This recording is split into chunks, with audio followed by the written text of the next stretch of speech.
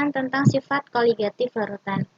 Jadi sebelum kita masuk lebih lanjut, sifat koligatif larutan, sebaiknya kita tahu sifat koligatif larutan itu adalah sifat larutan yang hanya dipengaruhi oleh jumlah partikel zat terlarutnya.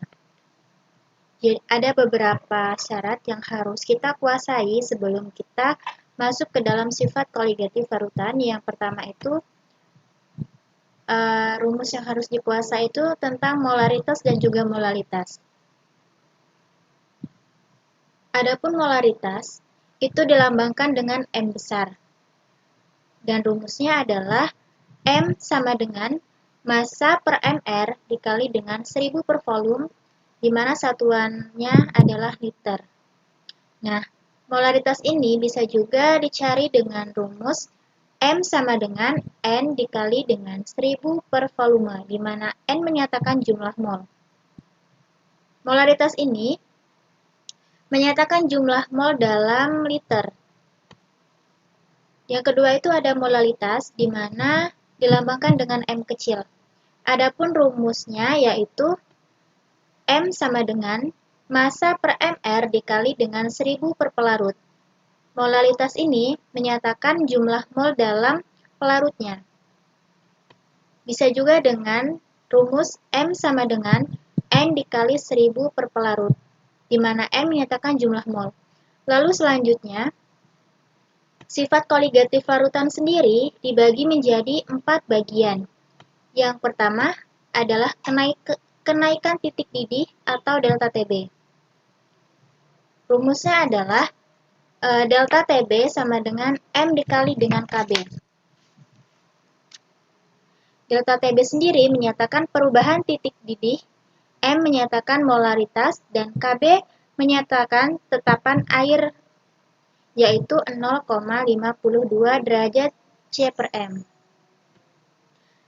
Delta Tb juga dicari dengan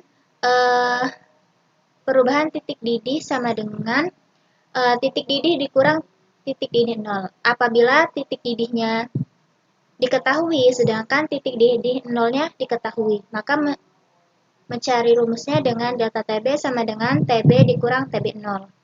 Lalu selanjutnya itu adalah mencari titik didih. Nah, titik didih bisa dicari dengan apabila ini perubahan titik didihnya diketahui dalam soal, lalu ditambah dengan titik didih awal. Lalu selanjutnya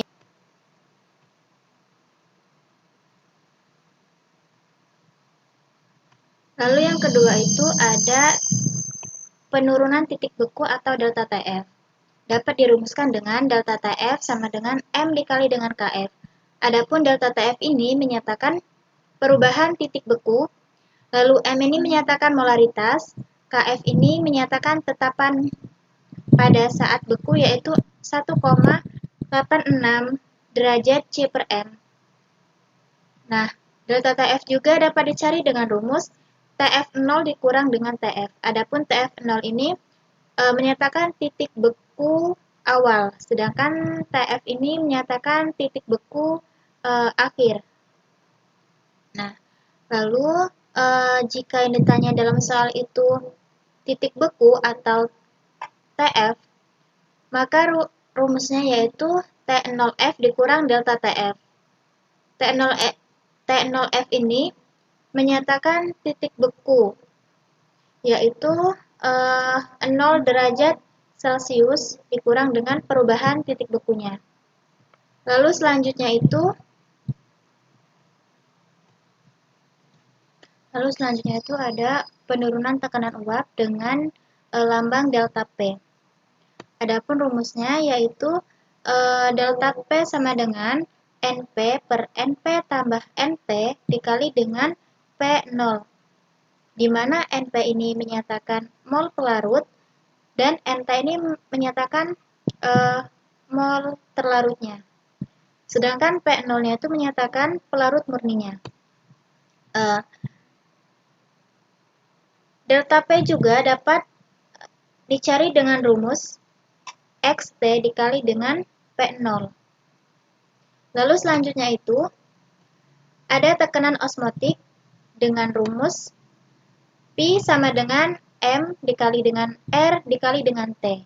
Di mana M ini molaritas, R ini tetapannya yaitu 0,082, T ini adalah suhu dalam bentuk Kelvin. Baik, terima kasih. Sekian penjelasan dari saya. Semoga bermanfaat.